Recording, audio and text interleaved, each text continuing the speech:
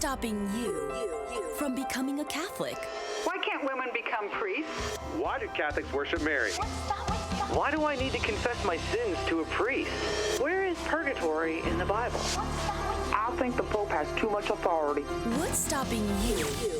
You are called to communion with Dr. David Anders on the EWTN Global Catholic Radio Network. Hey everybody, welcome again to Call to Communion here on EWTN. This program is just for you if you are a non-Catholic, or perhaps you've been away from the Catholic Church for a while. In any event, here's our phone number, 833-288-EWTN. If you have a question about the Catholic faith, 833-288-3986. If you're listening to us or watching us outside of North America, please dial the number 1 and then 205-271-2985. And if you're watching us on television today, here is your opportunity to participate as well. The address for our email is ctc@ewtn.com. If you're watching on TV, that's the best way to communicate with the show, ctc@ewtn.com. Charles Beery is our producer, Matt Gabinski, our phone screener.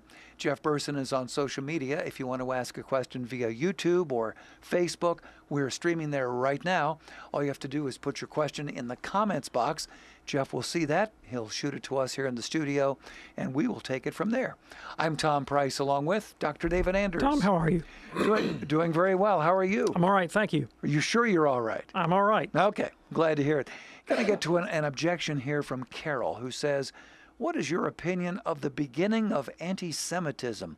I heard a Catholic high school teacher interpreting passages in Matthew's Gospel as how it began. He sounded like Jesus was a cause. What is your opinion? That's from thanks. Carol. So it's really important to distinguish between anti-Semitism and anti-Judaism. Okay. All right, because anti-Semitism is prejudice against people because of their ethnicity, and anti-Judaism would be prejudice against a form of religious practice. So the biblical perspective, well, let me put it this way, the New Testament perspective is that Jesus fulfills Old Testament prophecy, right? Okay. And that Jesus is the Messiah of the Jews and of the whole world. Mm-hmm. And as such, the Judaism of Jesus' day, or I should say the Judaisms of Jesus' day, which largely did not concur with that judgment, right? And of course, what would eventually develop into Rabbinic Judaism also rejected the claim that Jesus was the Messiah, or that he was the fulfillment of biblical prophecy. It was inevitable that early Christianity and early Rabbinic Judaism would take different paths and look askance at one another, because one side said he is the Messiah, and one side said he definitively is not the Messiah. Mm. And what, as Christianity developed in the New Testament, it clearly taught that Gentile converts to Judaism do not need to follow the law of Moses. So it profoundly relativized the significance of the law of Moses, the whole Mosaic Code. And even though early Jewish Christians continued to practice Judaism and go to the temple and circumcise their children and that sort of thing, the end was near for Jewish practice within Christianity. So it was almost inevitable that they would come to be in some degree of antagonism. And there's no doubt that as Judaism was a live option for converts to the God of Israel, that a polemical tone took hold in, shall we say, well, dialogue would be the wrong word, but inter-Christian Jewish discussion. Right? Okay. It was polemical, and it was edgy, and they were definitely not looking to make common cause. They were kind of at each other's throats, and the Talmud has nasty things to say about Jesus, and early Christians had nasty things to say about Jewish practice. So that's a fact. That's a fact of history. And in the Middle Ages, it resulted in really unjust treatment of Jews living in majority Christian countries in the West, right? With full complicity from the church, I'm ashamed to say, but that is the fact of the matter. It wasn't until modernity that what had become sort of a centuries of Christian prejudice against Jewish practice, and obviously the Jewish communities and the people that occupied them, would morph into full-blown anti-Semitism and theories of racial superiority, such as we associate with modern Nazism. So, can you draw a line of influence from early anti-Judaism to what would later develop as anti-Semitism? I think undeniably you can, right? But you don't find anti-Semitism in the New Testament or the Fathers. There's no theory of racial superiority. It's restricted to questions of religious practice and theology. Very good. Carol, thanks so much for your question. Here's an email from Justin. I have heard that God is everywhere, but the presence of God is not everywhere. How can this be? A priest once told us that in his homily. Yeah, so this priest, I think, is operating with a very idiosyncratic understanding of what he means by presence. Okay? So let me give you a better reference. A Dominican priest by the name of Anselm Moynihan has a wonderful little book, short little book, called The Presence of God, where he lays out the different modes of the divine presence. And one mode that he discusses is God's omniscience, that God knows everything about everyone and everywhere at all times. Another one is what he calls what scholastic theology calls divine immensity. And what that means is that the being of God, the nature of God, the essence of God, which is the act of being, right? Dionysius the Areopagite put it this way. He said, God is the being that beings have, right? So, or St. Paul says, in him we live and move and have our being, right? God is not an object in the world over and against the material world. God is the precondition, the ultimate metaphysical bedrock for the existence of all things. And as such, the very act of being, God himself, is present to every particle of creation, and in such a fashion that there is not more of God in an elephant than in a mouse. All of God is present to each distinct particle of creation. So wherever you are, all of God is present to you by way of his immensity. But then there's the presence of God dwelling in the soul by way of sanctifying grace. And that is not everywhere. That is restricted to the souls of the just. Okay. And then there is a very special mode of presence, which is the mode of God's presence hypostatically united to the humanity of Christ, transubstantiated into the Blessed Sacrament, which is very much locally conscripted within the consecrated host and chalice in what's kept in the tabernacle, and that's not everywhere. Okay. Justin, thanks so much for your question. In a moment, we'll get to the phones here and talk with Banks in San Angelo, Texas. Lines are open for you at 833-288-EWTN.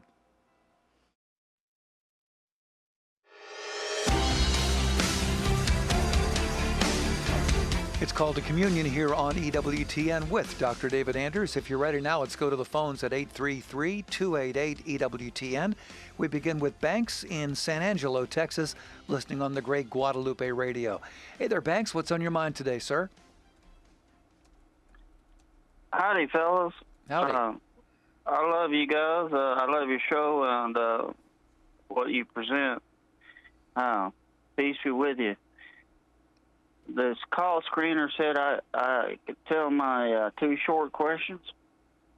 Okay. But he did explain, Matt explained the first one, which is what Dr. David does is give apologetics. What is there to apologize for? Yeah, and thanks. The second, well, go ahead, sorry. Okay, the second question short.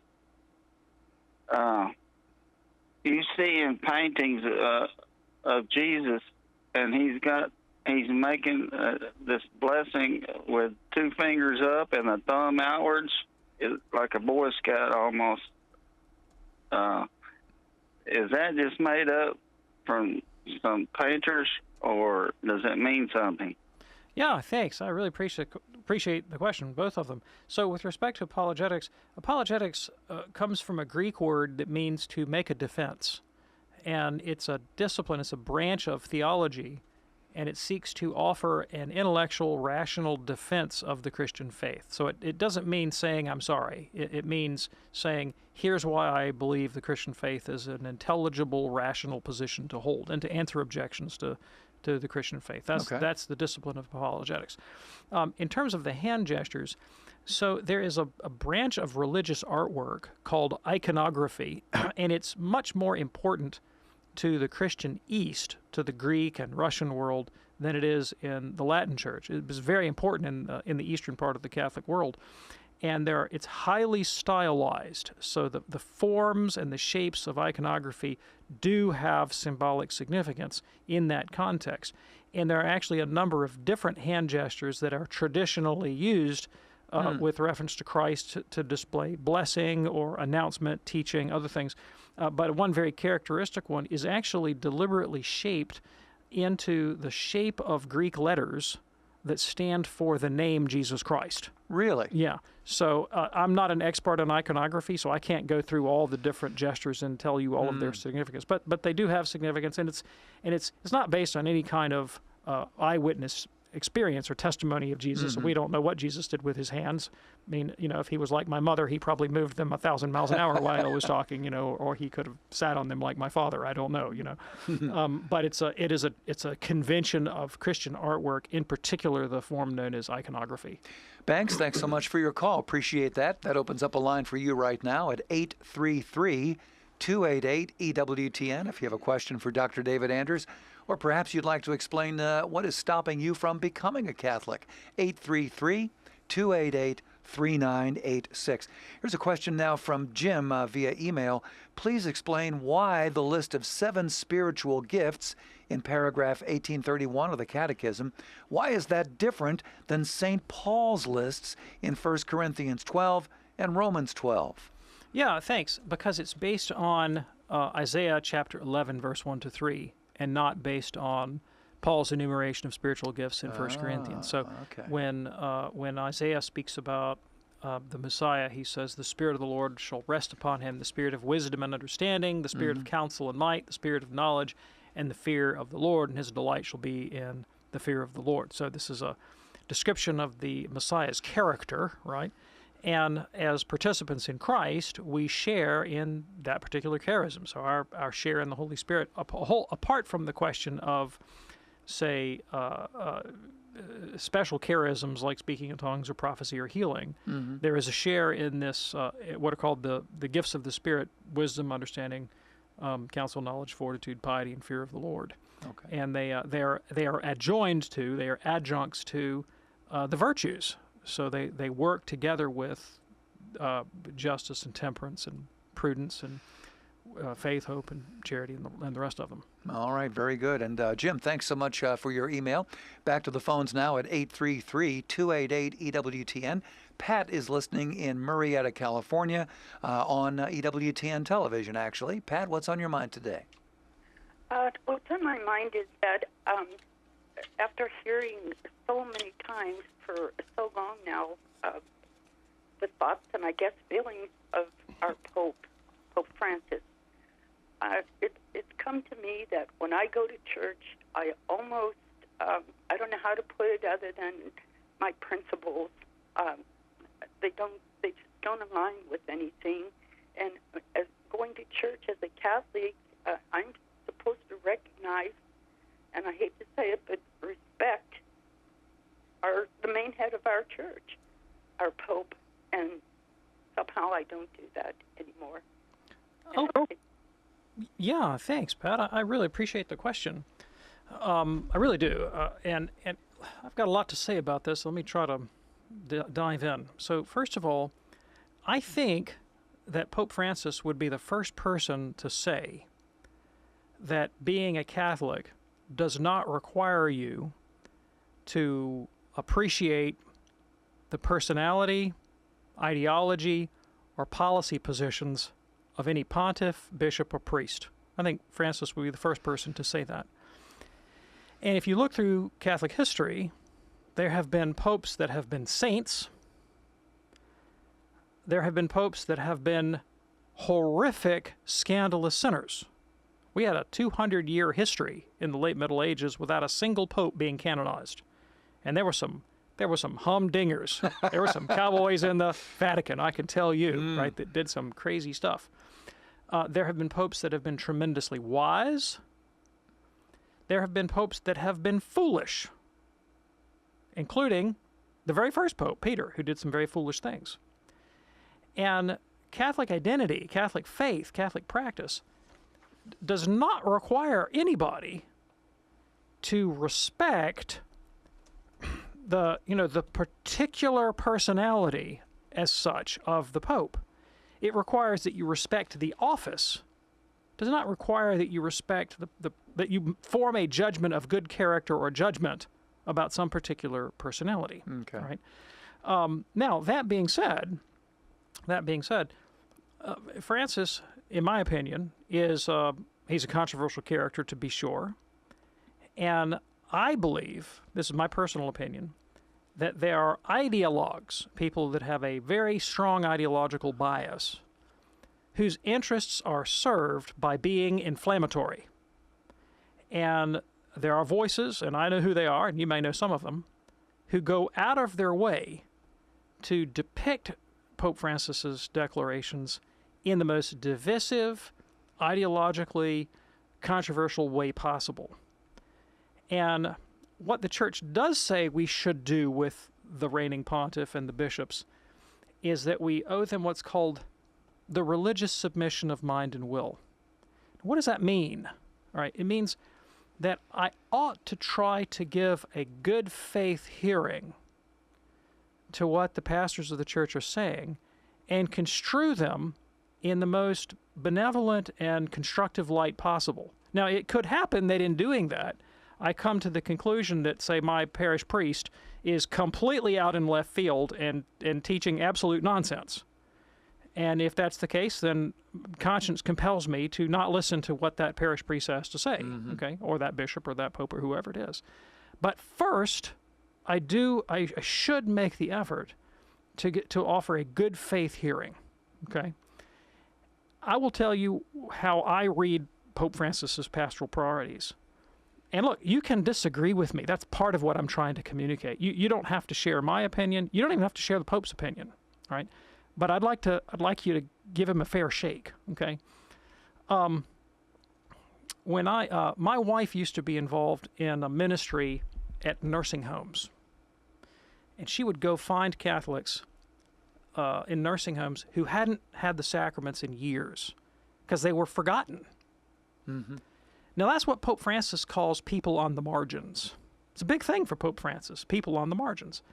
Here are people who haven't had the sacraments in years.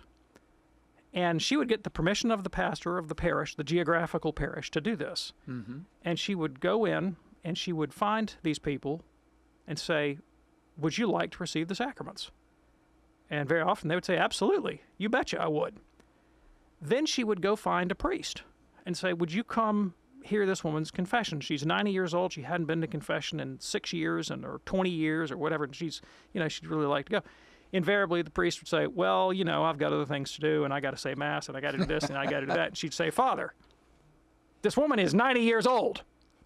Please come. And he'd go, oh, okay. And she'd drag the priest there, and they'd hear the confessions. And invariably, the priest afterwards, thank you very much. This was worth my time. I'm glad I did this. I wouldn't have done it if you hadn't gone out there and met these people and put two and two together. Mm-hmm.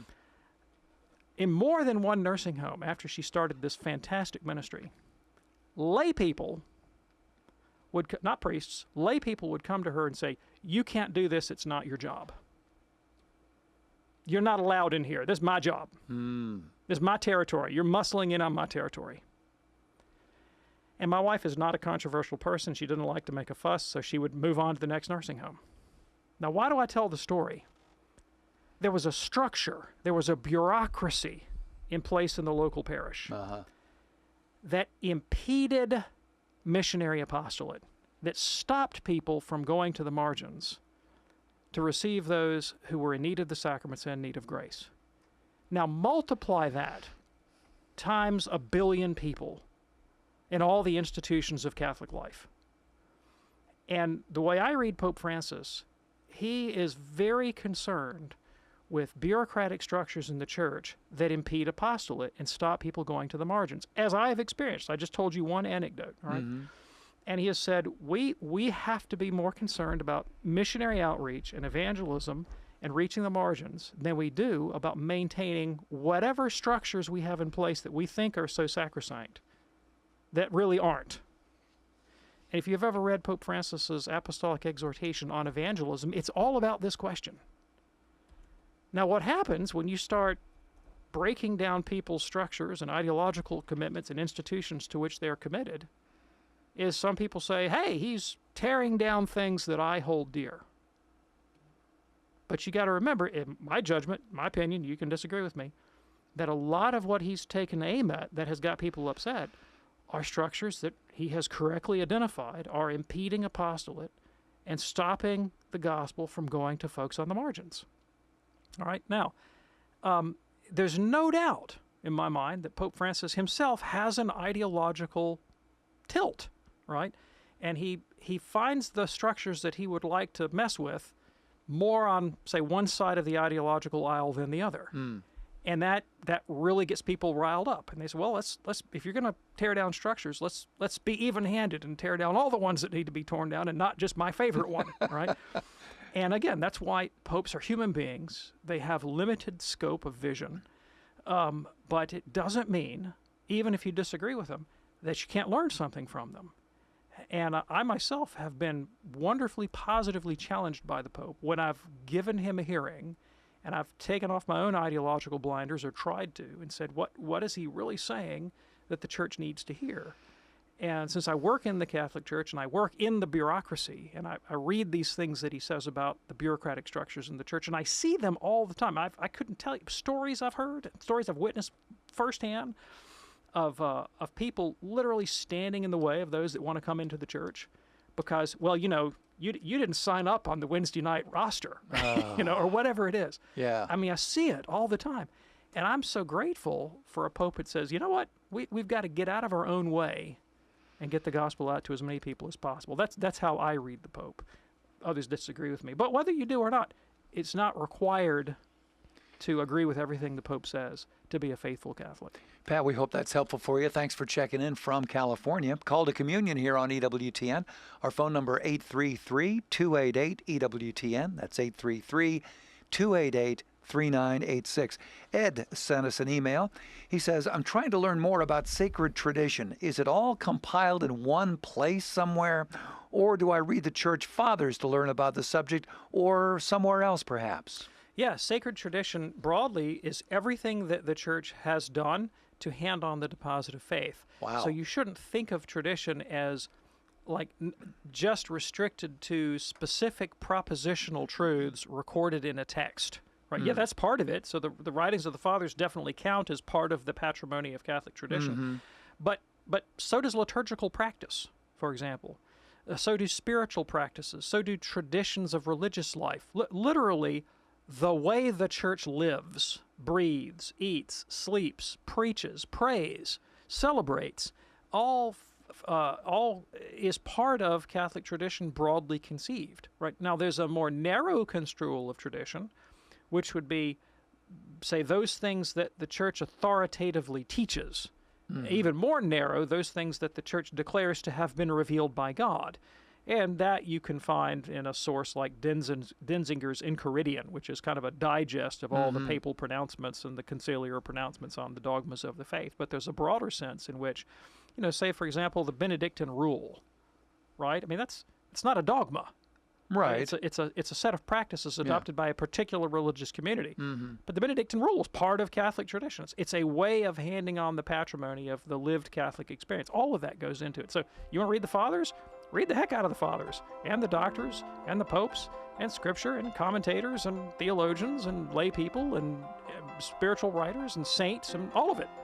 Ed, thanks so much for your email. We have lines open for you right now. If you have a question for Dr. David Anders, 833-288-EWTN. That's 833-288-3986 for Call to Communion. Do stay with us.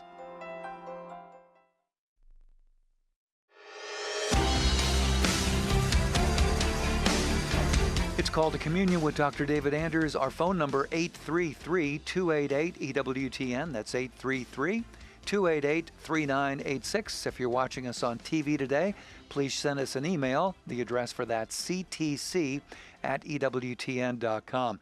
Hey, our friends in Michigan need to hear from you this week. Ave Maria Radio in Michigan is airing their fall membership drive all this week. So if you're listening in Ann Arbor or Detroit or Saginaw or Bay City or anywhere, please support your EWTN Catholic radio station.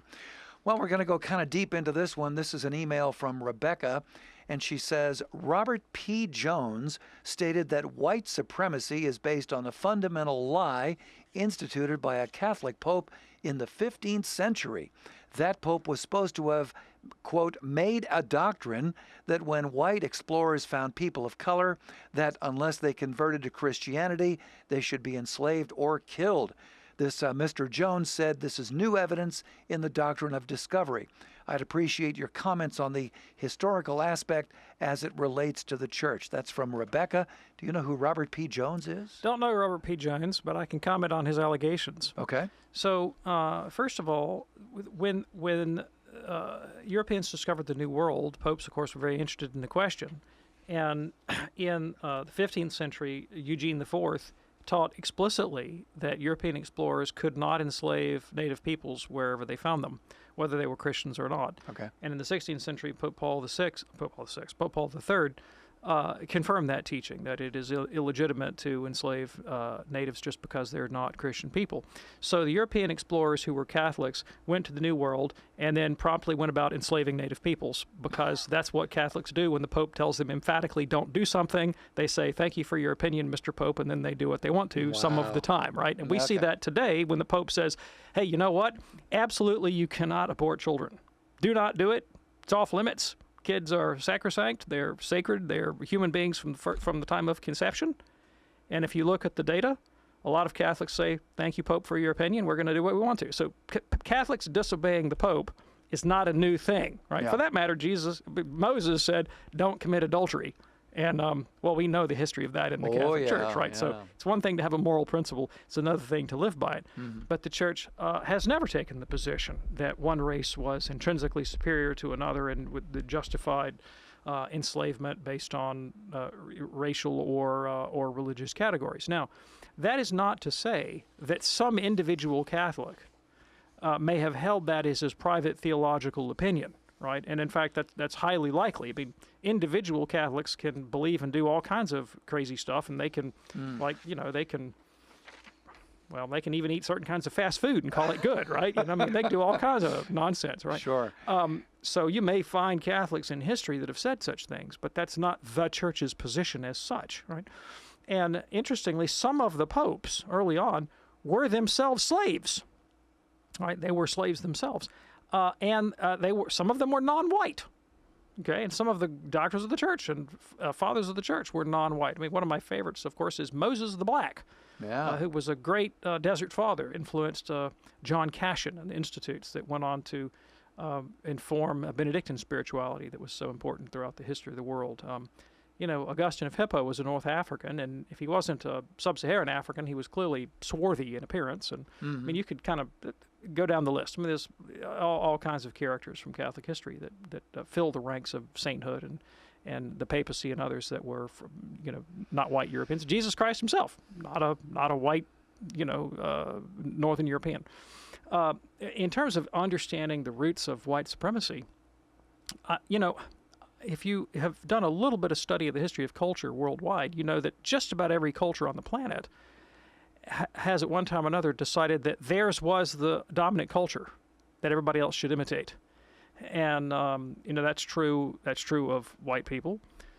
That's true of, that was certainly true of the ancient Greeks. It was true of the ancient Chinese. It's true of Arabic Islamic expansionism. It's true of certain castes within Indian society. I remember I was having a conversation one time with a Nigerian archbishop who I was fortunate he visited Birmingham, my own diocese, and was staying with my bishop. I got invited to go spend some time with him, and so I was talking to him about his pastoral priorities in Western Africa. And I said, "What are your pastoral priorities?" And he said, "Well, my number one pastoral priority is to combat racism. I said, well, what are you talking about? He said, well, in my particular diocese, we have a great deal of racism based on ethnicity, you know, between people that most Americans would recognize as belonging to a homogenous ethnic group, right? They were all sub-Saharan black Africans, but in their own community, there were some pretty distinct racial and ethnic differences recognized that formed the basis of a fairly strict caste system. And he said that contradicts our Catholic teaching about the dignity of the human person, and that there's no slave or free or Jew or Greek or male nor female in Christ. And so I'm really working to break down racism within my community. You know, it is ethnocentrism is really kind of endemic to human experience. Tribalism is built into the fabric of our social psychology. There's a wonderful book by Jonathan Haidt. He's not a Catholic, but he's an interesting social psychologist called The Righteous Mind, about the social psychology of religious and political prejudice. And in that book, he cites a study, it's an interesting case study, of, you know, when you're in grammar school and you play tag team football. Back in my day, half the kids would be told, okay, you guys take off your shirts and you're the skins, and the other half keep your shirts on, you're the shirts, and it's shirts versus skins. And you break the teams down utterly randomly, A, B, A, B, A, B, A, B. There's no rhyme or reason to it. And when you do that, when you take kids and you divide them utterly randomly with no principle to the division at all and set them against one another in some kind of athletic performance, social psychologists tell us that that they will start to think that their team is morally superior to the other team, and that the other guys are bad guys, just in virtue of being the other guys. That's unfortunately endemic. It's part of the curse of the fall, I suppose. It's part of the wounds of original sin. Yeah. That tribalism and ethnocentrism is so deeply ingrained in human psychology, and it takes grace. And honestly, the Christian doctrine of the dignity of the person to overcome that. Rebecca, thanks so much for your email. Glad we could tackle it today here on EWTN's Call to Communion with Dr. David Anders. We do have several lines open at the moment, 833-288-EWTN. If you call right now, we can hopefully get you on today's program. 833-288-3986. Mike is in Detroit, listening to the aforementioned Ave Maria radio. Mike, what's on your mind today, sir? Oh, hi, thank you. Thanks for taking my call. Sure. So I was doing a Bible study with my best friend, Lay, and we came across a verse that talked about Jesus' brothers and sisters. I've listened to the show before, and I understand that the original Greek word used referred to as cousins, which would fit in with early church tradition that Mary had no other children. My question is this: why wasn't it translated to state cousins? Yeah, thanks. So the Greek word doesn't say cousins. The Greek word says brothers and sisters. Right? It doesn't say cousins. It says brothers and sisters. And the question is not what does the Greek say. It's what does the Greek mean? And is it necessary whenever you find the term brother in Scripture to understand that refers to, you know, first-degree biological sibling? And the answer to that question is no. Any more than it does today in colloquial English. I mean, I have a buddy who every time, I mean, we're not biologically related at all, but whenever I talk to him, it's always, "Hey, brother David, how you doing?" You know, and he does that to everybody. Everybody's brother this and brother that, and brother so and so. And in antiquity, it was not uncommon to refer to your kinsmen, and those, you know, family groups could be construed quite widely as brethren. We still sort of do that in English today. And in terms of the specific identity of the characters involved in, say, Matthew chapter 13, if you read the Gospels in parallel, you can find out who they are. They are the children of Mary, the wife of Clopas, the cousin of the Blessed Virgin. Very good. Mike, thanks so much for your call today here on EWTN's Call to Communion. Let's go now to, well, we're not quite ready for Patrick. We'll get to him in a moment. Here's a question, though. This is from Greens, who says, why is gender affirming and gender transitioning getting so far without being stopped by the church? What is the church doing about all this? Right. So several years ago, I'm thinking it was probably back around 2017, 2018, but I could be wrong on that. The Congregation for Catholic Education published a document called Male and Female, He Created Them, which is a magisterial document on the nature of human sexuality, gender, and human Christian anthropology more broadly, in which it takes a pretty hard line against gender ideology. And when it comes to the canon law of the church, there are places in the law of the church where the sex of a Catholic is important for determining their ecclesiastical status. Like whether they can enter holy orders, for example, or whether they could enter a women's religious community, or whether they could validly marry, these kinds of things. Sex plays a role, a critical role in determining one's eligibility for certain offices and positions and vocations. And those principles are inviolable and haven't changed, and presume the reality and the priority of biological sex, and they don't grant the presumptions of gender ideology. So the church, in her own internal functioning, is going on the way she has for 2,000 years, which is not as an adherent to radical gender ideology, and in its public pronouncements has made its position clear that this is an erroneous doctrine that's being taught. Now, in terms of the way the church engages with popular culture and the kind of public interventions, that's really up to the prudential judgment of the Pope and the bishops about how they want to proceed in their own particular domain, right? And so, I couldn't tell you, why hasn't the Pope published an encyclical, for example, on human anthropology and sexuality? I don't know why he hasn't published that. I have no idea. Some bishops have, some bishops haven't. Again, that's their pastoral judgment for their situation. Appreciate that. Call to communion here on EWTN. We'll get back to the phones in just a second here. Let me tell you about something wonderful now available from EWTN's religious catalog. It is the Seven Swords gold-framed icon. We were talking earlier about icons. This beautiful foil icon depicts the sorrowful Virgin Mary with her hands raised in an accepting and prayerful position. 7 swords pierce her heart, which represent her 7 sorrows. Prophecy of Simeon, flight into Egypt, loss of the child Jesus in the temple, Mary meets Jesus on the way to Calvary, Jesus dies on the cross, he's taken down from the cross, and Jesus laid in the tomb. This icon, imported from Russia, comes in a gold frame under protective glass. It has a grommet on the back for hanging. It's available right now at EWTNRC.com. Buy Catholic, shop Catholic, EWTNRC.com. In your search engine, you'll want to type in a 7 Swords gold-framed icon. Back to the phones now for Patrick in Morristown, Indiana, listening on the great Catholic Radio Indy. Hey, Patrick, what's on your mind today, sir? Well, I just want to say thanks for what you guys do for the Catholic faith and everything. And I am a Catholic, and I've been learning a lot from you guys. Thank you. Real quick, before I go into work here, I'm a second-time caller. I called back a couple weeks ago. But the way I explained to your call screener there, bear with me on this, I get kind of emotional because today is what we remember for the terrorist attack.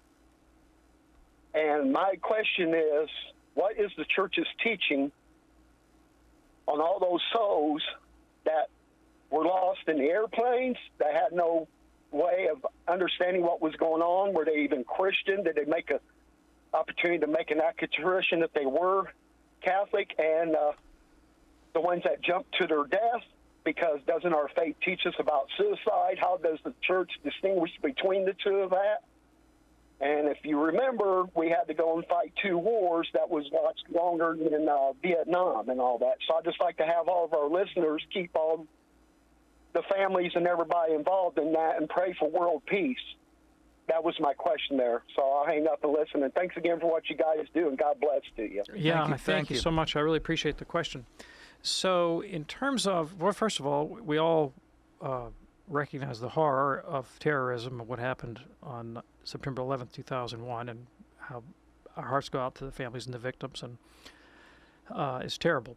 In terms of what should we think about the souls that died on the plane, perhaps without the opportunity of contrition or sacramental confession, their situation, while tragic, is not different from the condition of anyone who doesn't know the hour of their death, and maybe death takes by surprise, and that is probably most of us, right?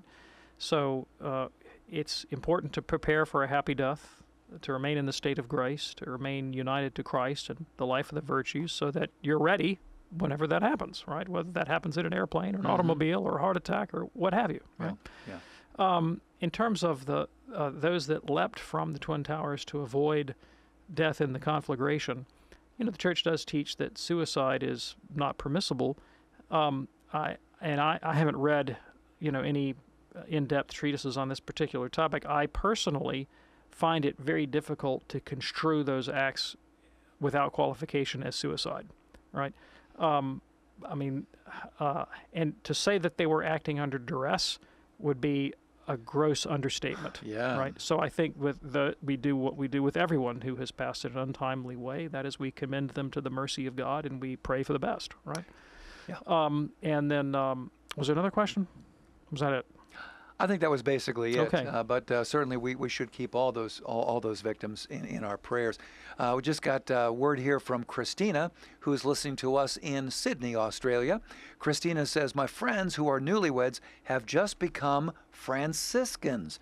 Could you please explain to me what this means? They also had to choose names, like a child would for confirmation. Yeah, thanks. I appreciate the question. So back up.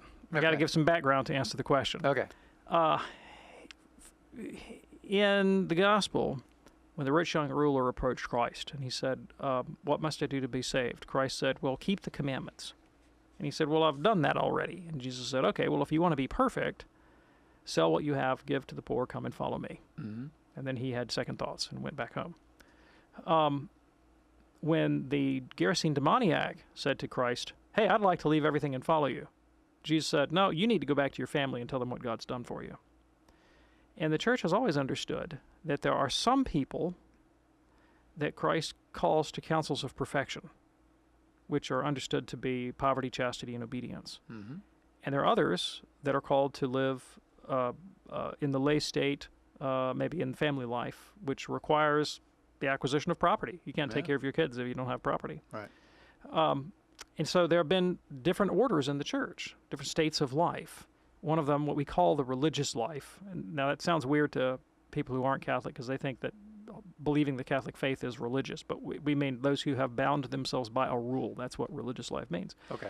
And different religious orders, groups of Catholics, have bound themselves to particular forms of life, all of them to poverty, chastity, and obedience, but different states of life within those restrictions that enable them to pursue some particular ministry in the church. So, for example, if you've ever seen, nuns that teach Catholic schools, for example, they live lives of poverty, chastity, and obedience so that they can give themselves to the work of Catholic education, right?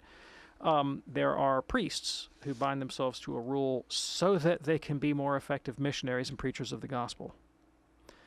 There are some monks, for example, that bind themselves to a rule with stability so they can spend their lives in a particular monastery and seek God more devoutly in prayer.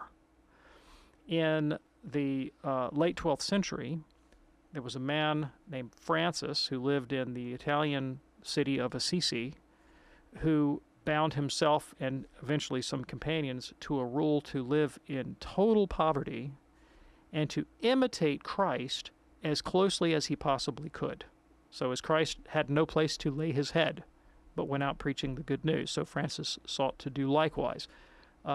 He wore a brown habit. Habit is the uniform, as it were, of Catholic religious. You often see statues of St. Francis in people's front yards because he was fond of the animals and allegedly preached to the birds, so you'll see statues of St. Francis, next to the bird fountain in people's front yards. And people who have followed the path of St. Francis are called Franciscans. Now, most of those are people, men and women, who live in communities, religious communities, and they are not married. They're celibate, and they take vows of poverty, chastity, and obedience. Some of them are priests, some of them are not. But their distinguished way of life is this sort of radical commitment to poverty and to radical commitment to the life and character of Jesus. Now, the Franciscans became very popular in the 13th century, and they attracted a lot of lay followers who said, hey, we want to get in on this action, but we have wives and families. Yeah. What can we do? And so there came into existence an institution called a third order, right? And these were people who took lesser vows. They weren't the vows of poverty, chastity, and obedience, but they would be vows to, say, live the virtues and to take up certain religious practices and prayer practices and so forth. And moreover, to sort of be associated with the spirit and the ethos of a particular religious community. And so married people that say, we're going to become Franciscans, more than likely what they have done is joined a Franciscan third order. Think of it as like a special Catholic club within the Catholic Church. Okay. So that's, but with this particular form of life. That's what that's all about, Christina. Thanks so much for watching us today in Sydney. Let's go now to Kathleen in Boise, Idaho, listening on the great Salt and Light Radio. Hey there, Kathleen, what's on your mind today? Hi, thanks for taking my call. Here's my question. Who wrote the book of James? James Lesser, James Greater, or another James? Right. Thank you. I appreciate it. So, according to sacred tradition, it was James, the brother of the Lord, who would eventually become the Bishop of Jerusalem, right, who was the author of the epistle. But the truth of the matter is we don't really know. Okay. There you go, Kathleen. Thanks so much for your question from from Salt and Light Radio in Boise. Fantastic. Here's one now from Hank. He says, it can be a stumbling block to Catholicism to try to trace the Assumption and the Immaculate Conception dogmas to apostolic oral tradition. Do Catholics believe these dogmas of the deposit of faith were taught by the apostles? Yeah, thanks. So anything that is a dogma, the Church declares has been revealed by God and handed on by sacred tradition. So at some level, the answer to the question is yes, this was taught by the apostles. But a dogma need not have been taught explicitly by the apostles. So, to take another example, I think if you presented the apostles with the Niceno-Constantinopolitan definition of the divinity of Christ, right, what we recite as the Nicene Creed at Mass, the specific verbiage, the specific phraseology would be novel to them. They didn't know that creed because it hadn't been written until the late 4th century. If you said, well, this is what we mean by it, and this is how we understand its relationship to Christ and to the deposit of faith that came down to us in Scripture, they would say, oh yeah, okay, that follows. That makes sense. I see where you're going with this, right? There would be continuity there because of their basic conviction that Christ was truly God and God was truly one, right? And they hadn't had to worry about working out scientifically how that shakes out dogmatically, right? But it was implicit in their teaching and later developed by the Church. And the same thing would be true of the Blessed Virgin Mary. So presumably, the apostles who were with her at the Dormition, went back and there she wasn't there. She's gone. The body's gone, right? Yeah, and they would have reported, and this is, St. Juvenal reports at the Council of Chalcedon, for example, that she didn't leave any relics behind because the apostles testify that she was assumed. Now, was it formulated dogmatically then, the way it is now? No, that's not. I mean, the various liturgical embellishments and so forth that grew up around it, all that's a development. But the core reality of her having been taken up to heaven is, handed on by sacred tradition. All right, very good. Thanks so much for your question. We have time for one more here. Here is Julia, a first-time caller from Kansas, watching on EWTN television. Julia, what's on your mind today? Yes, I was wondering if a person gets baptized Catholic right before they die, do they go straight to heaven? Thank you. Provided they were sincere in their baptism, right? Yes. Provided they had faith, right, and the desire to receive the baptism of the Church with that disposition, then they would go straight to heaven. Julia, thank you so much. We have time for a quick question here from Larry then. How does church discipline or binding and loosing, how does all that relate to the Eucharist? Right, in several ways. So, first of all, the binding and loosing that we read about in Matthew 18 has reference specifically to church discipline, to admitting or excluding people from the communion of the church. So the authority to govern the life of the church, its liturgical practice, and to exclude the unworthy is intrinsic to binding and loosing. Now, doctrinally, the church can also bind and loose, as it were, with respect to teaching. It can teach authoritatively the Catholic faith and exclude those things that are contrary to the Catholic faith, and that would also include the doctrine of the Eucharist. So both of these things pertain to the binding and loosing of the church and with respect to the Eucharist. Larry, thank you so much for your email. Glad we could get all those in. I heard from an awful lot of folks today. It's been a very solid, I would say, call to communion with Dr. David Anders. Thank you, sir. Thanks, Tom. We do this program Monday through Friday on EWTN Radio. Check it out live at 2 p.m. Eastern with an encore at 11 p.m. Eastern, 8 p.m. on the West Coast. You can also check out the podcast anytime you wish. Perhaps there was something we talked about on today's program you'd really like to hear that again. You can do it by going to EWTN.com/radio, EWTN.com/radio. Click on the word podcasts, and then we've got all of our podcasts alphabetically. Go down to Call to Communion, and you are good to go. On behalf of our fantastic team here, I'm Tom Price, along with Dr. David Anders. Hey, thanks for joining us. We'll see you next time here on EWTN's Call to Communion. Have a wonderful day. We'll see you next time. God bless.